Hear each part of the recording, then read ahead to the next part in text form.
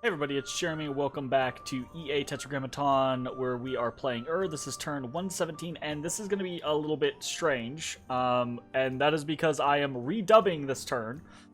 So I'm just kind of following along on what's happening. I had a bit of a mishap when recording this turn. The audio didn't take, not sure what's wrong, but gonna try to fix it in post now, because this is the best I can do. So let's experience this video together, shall we? Oh god, it was this fucking turn. Fucking Hinnom just cataclysmed the world multiple times. God, I forgot about this fucking turn. Shit. I'm redubbing this like 20, 30 turns into the future, by the way. So yeah, the entire earth trembled in the most powerful earthquake ever seen. I don't know the name of the spell, but basically Hinnom wished for multiple cataclysms, massive population loss across the entire world. I think it's 50% for each cataclysm, but I could be wrong. It's like a 50% and then 50% of that 50%, right? I think maybe not. That might be too much. But it's a crazy fucking number. And then it also, you know, it does damage across the board. So it hurts a bunch of people, gives a bunch of wounds, kills people. God awful, horrendous. I've only heard stories of this. I've never seen it in game. I've never done it, you know, I've never done it in a single player game. Why the fuck would I want to in a single player game? And I've never gotten to a point to where anyone wanted to do it in a multiplayer game. So, oof.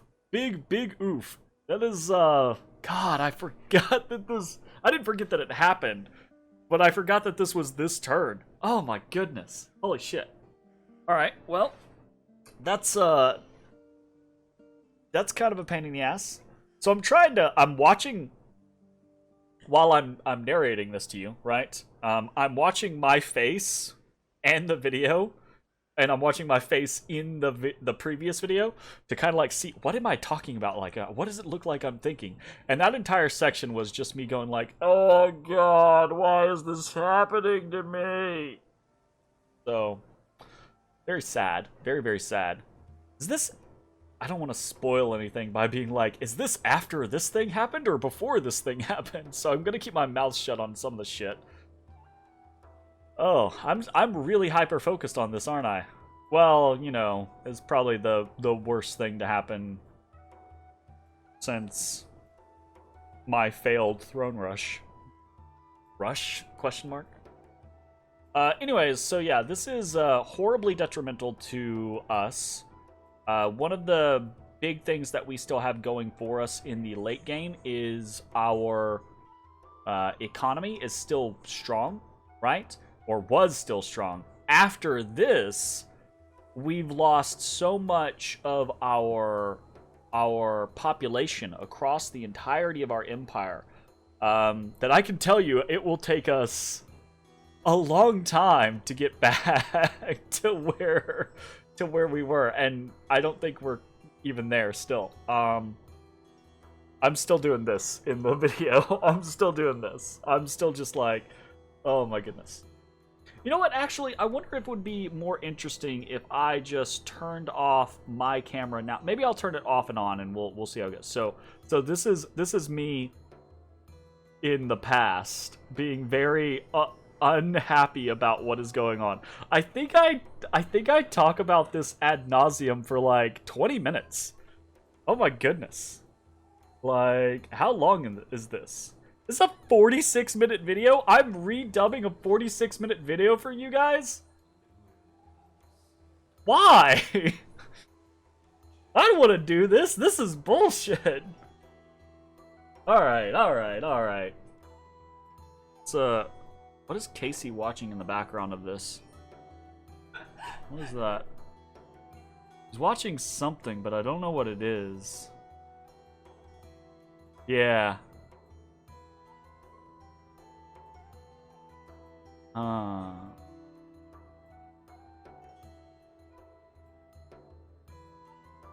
I can't figure it out. There was a close-up of someone there for a second. Oh, a door opens. Someone's walking into the room. Don't know who that someone is. This is riveting Dominions content, isn't it? God, how long am I gonna talk about this? I'm very sad that the audio for this session is lost, purely because clearly I was just really invested in talking about that. Okay, we're moving. All right, we've got a decent-ish turn for blood hunting. Not too bad. I can see this is back in the 3 blood hunting province days. Oh, the good old days when we weren't a blood nation. Hint, hint. Oh, goodness. We've got some battles. We got a battle in Greendale. Are we going to watch it? Hey, okay, so some Amis and Baals beat our Tartarian. Oh, this is back when I still had tarts. Another spoiler. Okay, here, let's put on my camera. We've got commentary now, so now you can actually see my face doing commentary. Okay, so this I think is back during the age of the teleport goon squads with all of the penetration gear. I don't know if this is a new thing, if this is just starting at this point in the game, but this just becomes a regular feature of existence. Is the teleport penetration goon squads from Hinham. That just, they're like, oh, you're out of a fortification? And he's got, oh man, I remember this too. He's got 22 MR. He could have been the dream. Could have been the dream. Get the Iron Will off. Oh no, he's set to Iron Skin. This is before I got wise and started doing Iron Will first. So, unfortunate. Unfortunato. Watching this many Soul Slays is just like, oh, we survived the first round. Oh man, we survived the first round. See, this makes me feel even worse. If we had Iron Willed first, we absolutely probably would have just slaughtered all of these guys. Like, are you kidding me? If we Iron Willed and we had 26 MR, oh. They would have been pinning down to 23, which absolutely, generally speaking, they would have failed. Probably. It's possible that they would have made it, but it's very unlikely that they would have made it. They were pinning down to 19 at this point, which 19 is still respectable, but it's not unbeatable. 23 is, obviously 23 is not unbeatable or anything either, but 23 is way harder to beat statistically than 19 is, so. Oofa doofa. What are you watching in the background there? What is that? I probably should have, watched the episode before and after this. Maybe I'd do that on, double speed, because then I could have had more context for what's going on in this turn. But I kind of like this, just watching it after the fact and being like, what's happening here?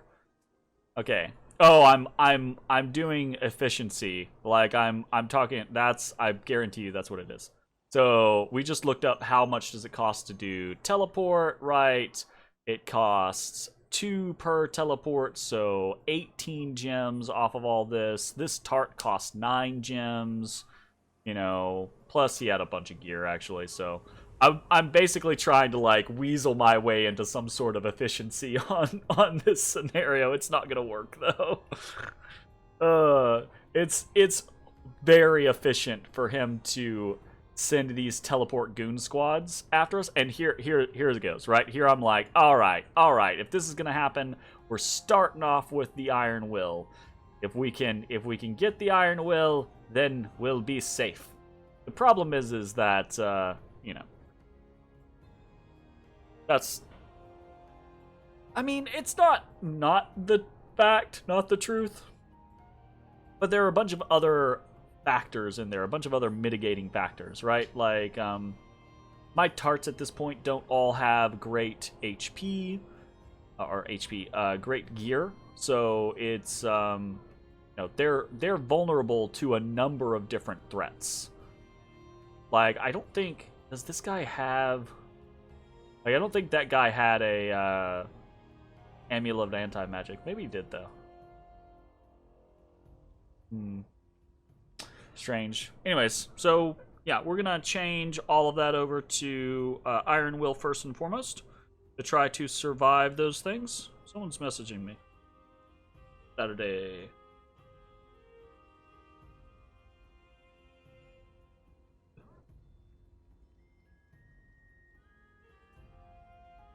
It's fine.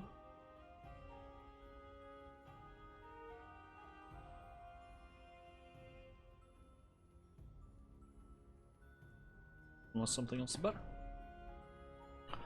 Okay, so Tart 14 gonna be moving around. Oh man, I was raiding with so much stuff back then. Ooh, goodness. Oh, is this the day and age before I took Tirananog? Spoilers. All right, let's see how this goes. Oifa doifa. Yeah, see, I don't have amulets of anti-magic on these guys. Oh, there's a big old force. Yeah, we are super dead here, I'm betting. Our Monstroms are powerful, but they're not powerful enough to deal with something like this. I'm assuming we don't even really get to fight. He probably just soul slays me. With all that he has on the field right here.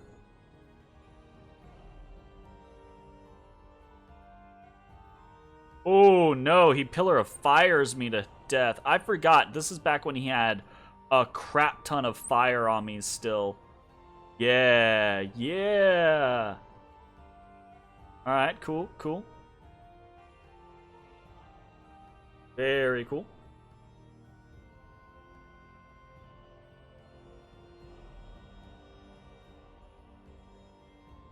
Ding.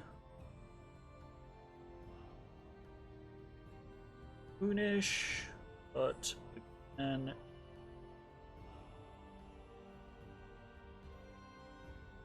Well, I mean, we actually try to fight for a while, but again, this Tartarium, without a full buff cycle, flyers really kind of like screw up that overall concept.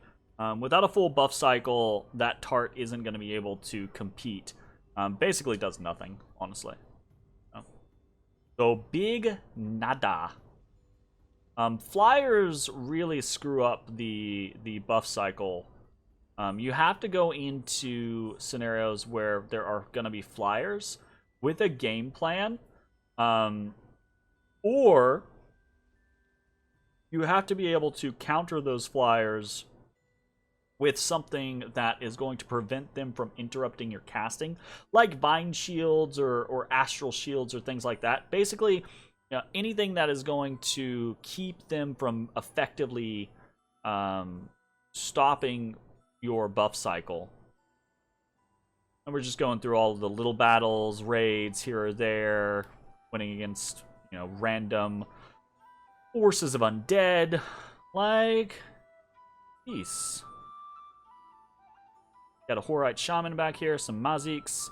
The Maziks are annoying. They also, again, flyers that kind of like fuck with our buff cycle.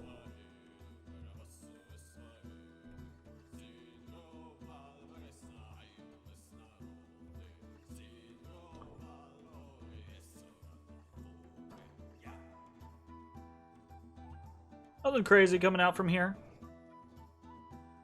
This guy, gonna be able to kill them pretty easily.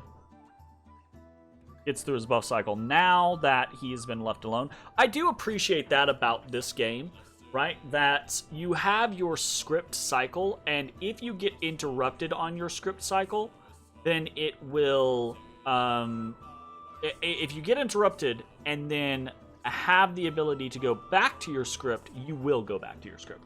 That, I think, is a really, really cool function in this game.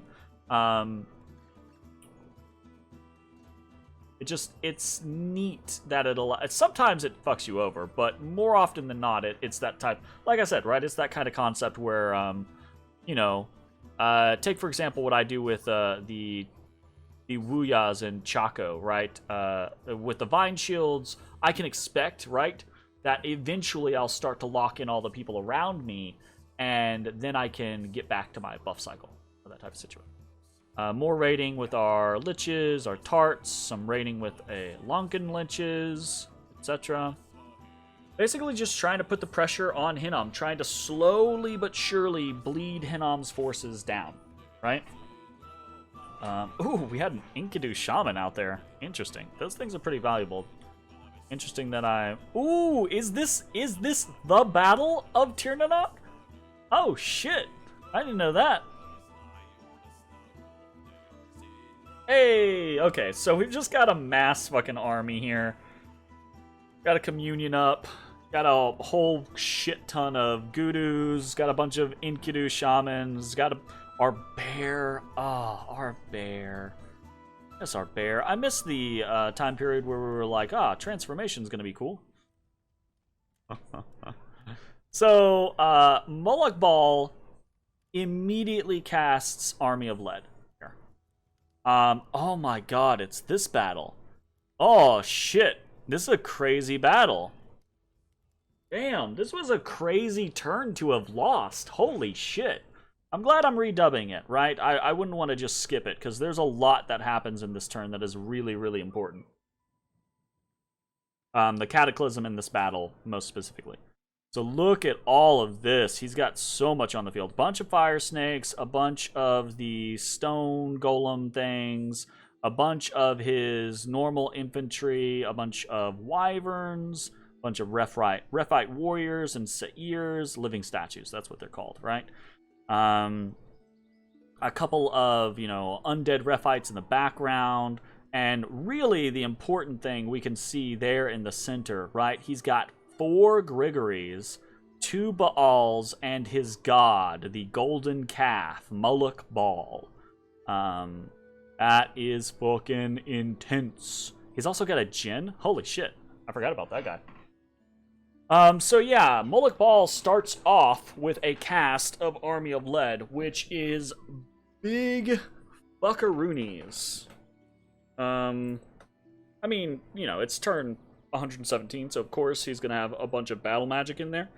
But you'll notice, that's actually a thing, you'll notice as I'm clicking on all of these, a lot of these living units are starving, and that is a big deal for him. We start our communions. We've got Serpent's Blessing, Mass Regeneration, Rush of Strength, Storm Power, all of that going up. He's got his Fire Snakes rushing in to hold the gap. He's got Mist Form coming up. We'll have our own Mist Form here not too long from now. Look at that protection, though. Like, holy shit. He's also got a Will of the Fates up. We'll have I believe we have our own Will of the Fates coming up as well, though. What do we got? What are we looking at? We've got our Mass Regeneration up. We've got our Arrow Finned up. We've got... What's the others two? Is that, what, Howl and... Okay, so we got a Howl. Oh, he put up a... So, the red, I believe, you can look at the sky. He put up a Blood Rain. Yeah, Blood Rain from the Giant Mummy. And thus begins the era of... of Hinnom morale bombing me into submission. Fucking shit. Oh, look at our morale. It's so trash. My god, I hate it. I hate it all. I hate everything about it. Oh, goodness. So, we've got a bunch of other stuff coming out. Temper Flesh, or not Temper Flesh, Weapons of Sharpness. Obviously, right, we do things like Divine Blessing, etc. We're starting up with the Thunderstrike spam. Got a bunch of elementals coming out. I'm really fucked up on this morale thing, because the morale is the really big point of this entire battle. We get our Will of the Fates up, so we've got luck. Very good. We get Demon Cleansing, which really doesn't matter in this particular battle. Demon Cleansing really doesn't matter with Hinnom. It matters with Lanka. So, there's that. What's that other thing we get up? Is that a Howl? Are we fighting? He's got Howl up, doesn't he? We've got our own Howl up. Okay. Ooh, wow, look at that. Is that a fucking... Not a Neefle Flames, it's the counter one, the fire version. Is pretty dope. We got a Gaia's Blessing up, so we've got, you know, we've got fire resistance, but it's not going to be enough to completely ignore. Hopefully, though, with our regeneration and everything like that, it'll be okay. God, that just blankets entire areas. Oh, we got a Gregory in the background. Is this Ezekiel or is this Kokobel? This is Simyaza. Oh, I remember. Simyaza had it back in the day. Okay. So Simyaza is kitted out to be a fierce motherfucker. 42 defense is kind of crazy, and it's almost entirely because of that Kurgi or whatever it is. Yeah, the Gift of Kurgi. It is a crazy, crazy good defensive option. It basically acts as a shield that gives you extremely high bonuses to your defense. And a protective force, I believe. So he's got Summit, and that will kill basically anything that he hits. He's got a huge aura of fear. Really cool. We are not going to be able to deal with him from a physical combat standpoint, right? But there's always the chance that maybe he gets soul slayed, or maybe he gets targeted by, you know, some thunder strikes or something like that. Who knows? There's also a Jinn back there. I didn't really focus on him, but there's a Jinn back there supporting as well.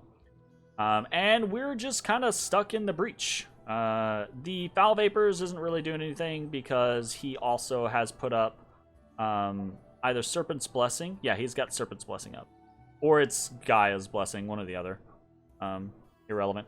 A lot of his Fire Snakes are routing, so that's cool. The Thunder Strike spam is doing work. We've got some Blade Winds in there as well. Decent enough time. He's got all of his fucking Gregories and his God continuing to just pelt us. Oh, and now we're starting to get pretty large sections of our forces routing. We got some gifts from the heavens coming down. Kind of just deleting wherever they hit. Very interesting. But I think that was his own gifts of the heavens that just went super fucking wide. Our communion, I think, is still up, still running, still tossing things.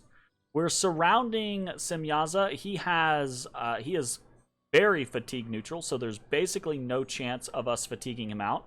And you can see just then when we saw that, right? Like, he has did we paralyze him? I think we paralyzed him. Or we stunned him. Right? Are we hitting him with Holy Word? I think we're hitting him with Holy Word. We're hitting him with something, and I think it's stunning him. I can't see. I'm not looking for the right things, basically. I feel like watching myself, I'm a better player now, because I'm looking for different things. It's weird. It's weird how 6 more months of Dominions is gonna show you different things. More gifts from the heavens raining down, primarily on his own front line, though. We've kind of got here's the problem with Simyaza. This guy is like, he's basically immune to us killing him, but he also isn't super killy. Yeah, the summit will fuck up anything he hits with it, and he's got a Frostbrand as well. But our guys are relatively tanky, and they have high protection, and they have regeneration. He's killing things, but he's not killing things at a aggressively crazy rate, right? And we're kind of just stacking things up around him, stacking undead around him, stacking wolves around him, stacking water elementals around him. So he has plenty of things to fight. It's not really mattering too terribly much, you know, that type of thing. So he's kind of just stuck there in the background, while we are kind of stuck here in the foreground, continuing to do what we're doing. Again, another round of meteors, but half of them hit his own front line, and you can see that front line is kind of starting to give. A lot of his, are they Rephite warriors or whatever the base ones are, a lot of those are starting to rout now, right? Unfortunately, there's no real end to the power that his Grigories have. I guess Rakiel is close to fatigue, so that's a problem for him.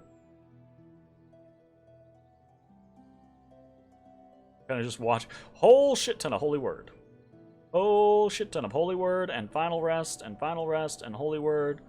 That is kind of somewhat an annoyance to me. I think, so our Ishibs have other options. They could be doing, like, Liquefy right now. And Liquefy doesn't have a great chance of working on someone like Semyaza, for example. But spammed enough times, it absolutely could roll high enough to pop him. This is another type of scenario where I feel like the AI... Oh, he's got 30 magic resistance. Maybe I take that back. Jesus. I mean, it's still possible. It would just be really, really ridiculous. It's kind of funny, though. Even when we paralyze them, they're still basically unbeatable. But you can see that front line, the gap there it is starting to melt away. The question is, though, is even when the gap melts away, what does it matter, right? Like, what are we going to do? So we speed up at this point, realizing that we're kind of like stuck in this loop. Throwing a whole bunch of Blade Winds, whole bunch of Final Words, whole bunch of other things into the mix. The Jin and Semyaza continue in the background. But again, right, they're just kind of like soaking up wolves and other stuff. And we are almost done with this kind of like front chunk. But we've taken so many casualties from the Gifts of Heaven, right? We just need to get through. And I actually think there's a lot of guys in the front that are trying to route. You can see we've got a lot more routing happening on the edges here. We've got some people in now. Most of his forces are gone. It's mostly just his Grigories or his God. Are we gonna win? Are we gonna do it? Is it even possible? The answer might not surprise you. Because if we couldn't kill one, how are we going to kill 3 more? Well, maybe they kill themselves by Gift of Heavening themselves, actually. That'd be kind of funny. So we swarm in, we finally swarm in, we finally make it into the whole thing, and then we break. Then we break. Oh my goodness, really? Then we break? How? How heartbreaking. We finally make it in. We survive all of that. Oh, hold up. Nope. Okay. That's where it is.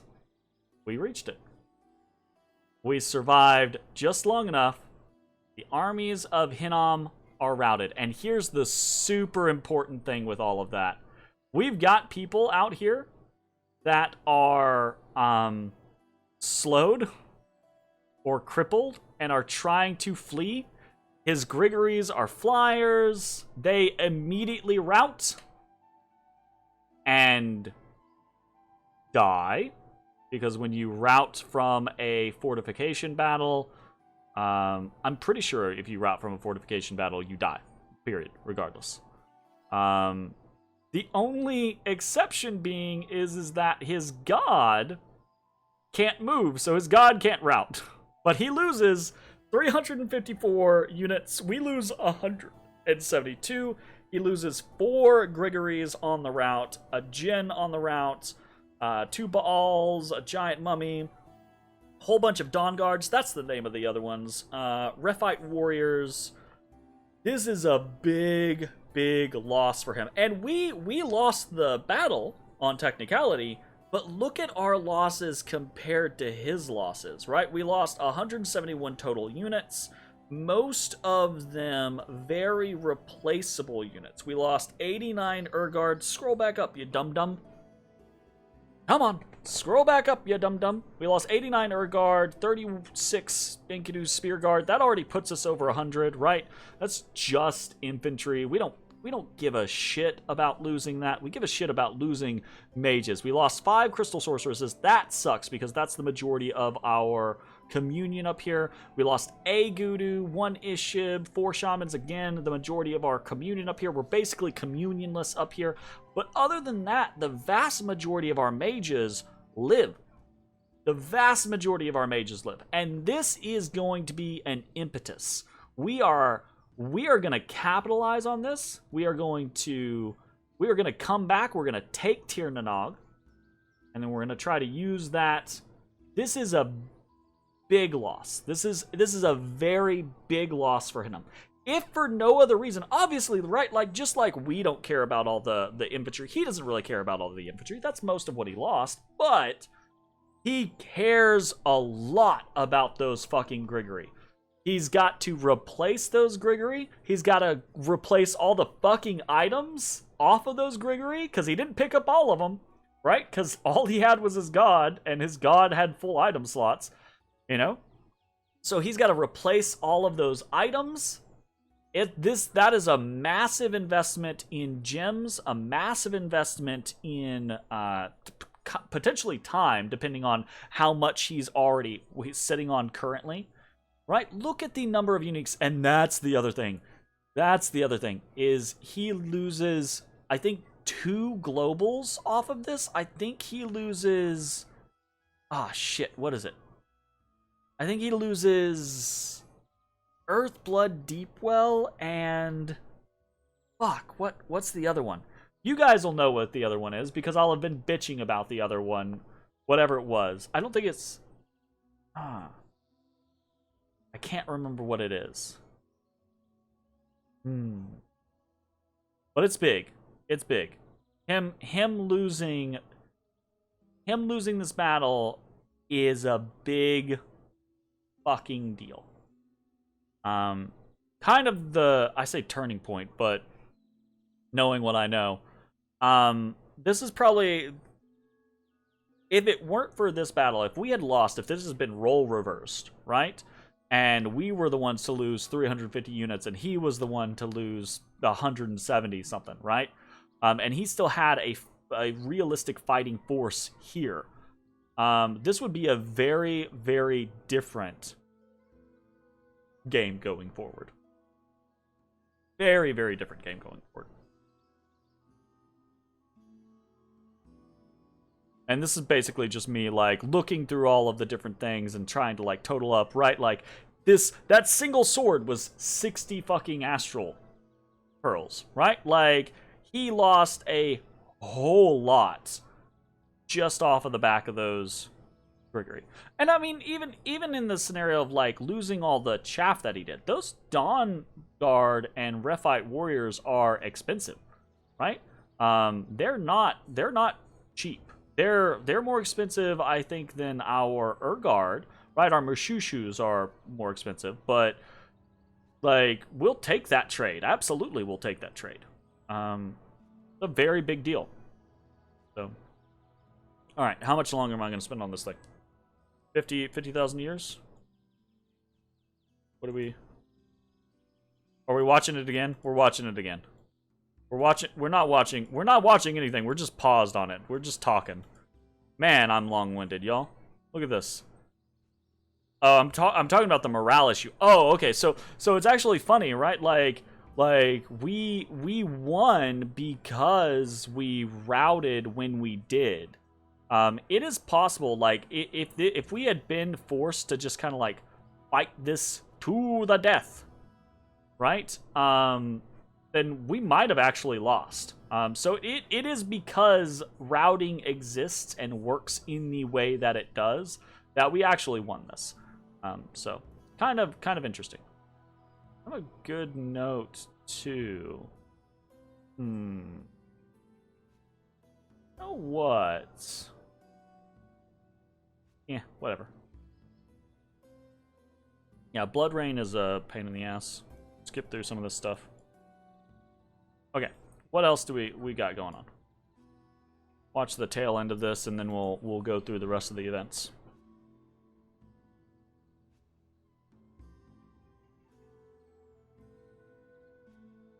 I'm watching. Y'all can watch the other me for a while. He's just talking. He's just talking and talking and talking and talking. I don't know what he's talking about.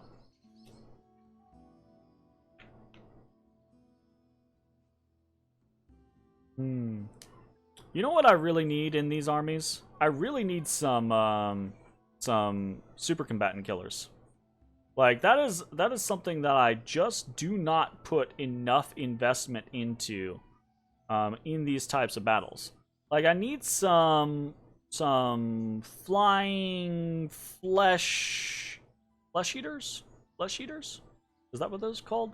The I'm talking in. Let me swap over. I need some flying, like, flesh eater, high attack, high defense, you know, that type of scenario thugs. Anti-super combatant thugs. Oh, also, Micklin died this turn. The final fort over in Black Harbor, I believe. Cool. My goodness. The horror, the fear and horror and pain that was astral corruption. My god. My god. Yeah. Oh, right. Back in the days when supply was a thing. Ah, shit. Look at me click around. Look at our population in now. My god. Oh, it feels so bad. Oh, it feels so bad. That's horrendous. Ugh, Agartha. It definitely wasn't like 50%, 50%. That would not have made sense.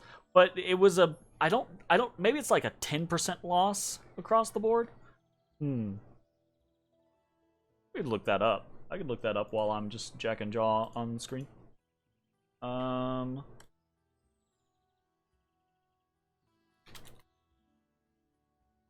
Wish, wish, wish, wish, wish, wish, wish, wish. Moving around a whole bunch over there.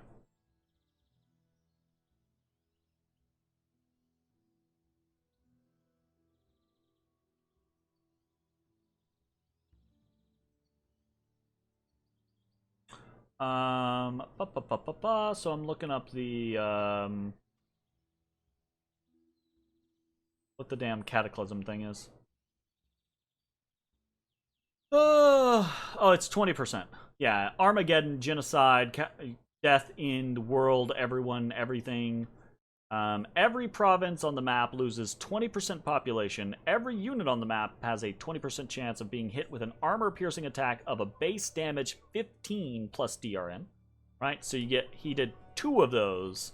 So it was 20% of the total population of the world, and then 20% of that new total population of the world. So a whole bunch lost. We are sending the army back, right? The army that got rebuffed from Tirnanog is, I will throw this out there, super hurt. Like, holy shit, did we get fucked up, right? But we are going to try to get back to Tirnanog, take Tirnanog, and, you know, be happy. Also, is that the squad still trying to escape from within the Hinnom territory? Look at that! Look at them boys still alive and kicking. That's crazy, man. This is back in a different time. This is back when I was young and I was so full of hope and life that this game wouldn't take 300 turns. Blink, blink, blink, blink. Am I lying or am I telling the truth? Who knows? Oifa doifa. Alright, what else do we got going on? Man. I'm just watching the other me. Here, I'm gonna like move myself over. You guys can watch us both at the same time. There you go. I'm the new one. The me is the new one. Look at that old my god. Directions are hard. Look at that old guy. or am I the old guy? Oifa doifa. Alright, well we're attacking. We're attacking. Oh, that's another problem, right? Well. I wish I looked at the. Ah, there we go. Yeah. So this is basically one of my answers to try to like handle again, right? Like the concept of I need someone who's going to take down super combatants just in case, right? That guy has double dust daggers, boots of flying, right? He's a tart, so he can buff himself the way that he normally gets buffed. And if he can get into melee, you know, all it takes is 1 or 2 stabs to proc a bleed, and bleed can do a whole lot of work on its own. So that's pretty cool. We're continuing to raid a whole bunch. With our, but again, right? We've seen the introduction of the teleport hit squads, so that's gonna be a thing where we just start getting teleport hit squadded constantly. I'm moving my, I'm getting rid of that guy. There we go. Getting rid of the old me. It's the new me.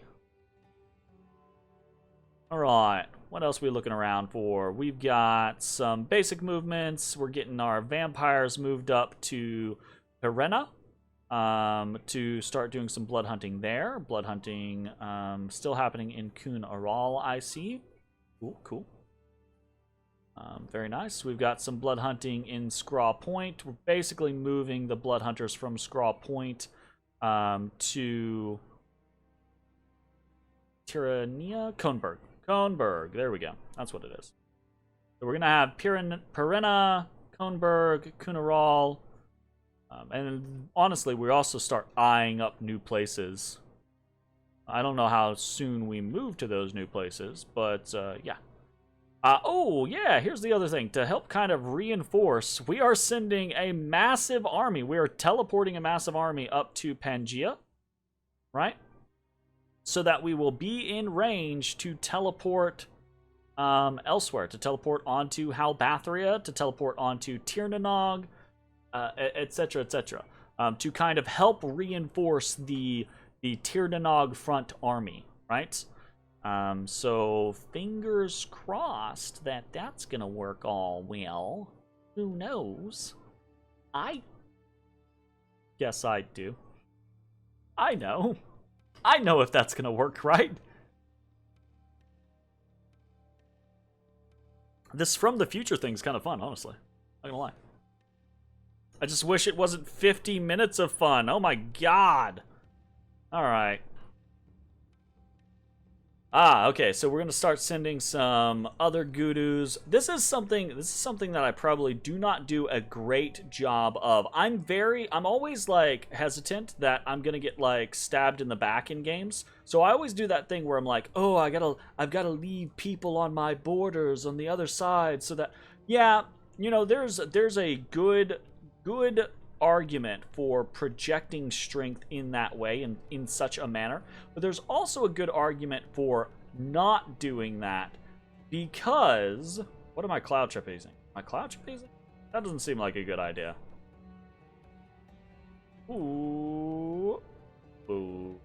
I could have cloud trapezed a bunch of people onto Halbathria to try to keep that fortification locked down so that he can't reinforce into Tirnanog. But in all likelihood, so it's possible that he tries to meet me in Tirnanog, right? But in all likelihood, his god's gone because his god can just teleport out, right? But the question is whether or not he tries to prevent me from taking Tirnanog with the remnants of my forces, or if he tries to teleport his god out and then teleport back onto me. So there's all that type of situation. So we got a bunch of things up in the air.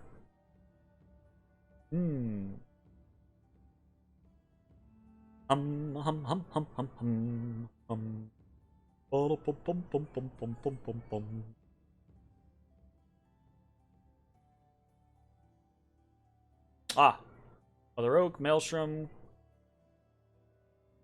Oh wait, what? Go back.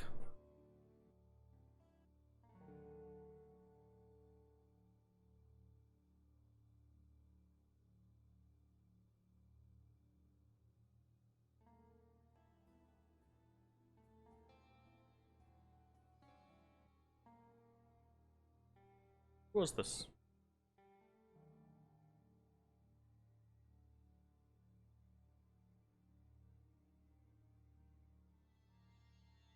What the what? I want to see the stuff. I'm just...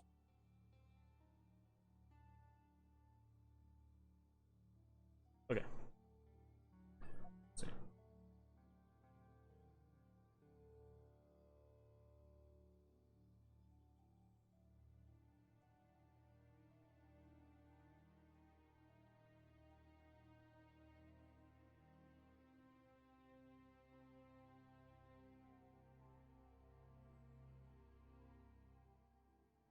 Okay. I'm trying to get to the point where we look at the global enchantments. Because this is gonna help me figure out where we are in the game. Look at how much Lanka has been actually like rating. You know, Lanka definitely did better in the overall rating game than I did. I feel like, I don't know, maybe Lanka just slaps, but I don't know if I'm facing off against more armies of Hinnom or what, but I guess it's whatever. I think that might have been one of my smartest decisions to be like, okay, look, I don't want to be in a 1v1v1. Lanka, let's fight Hinnom. Okay, so this is post... Alright. So this is post Gift of Health being taken away from me.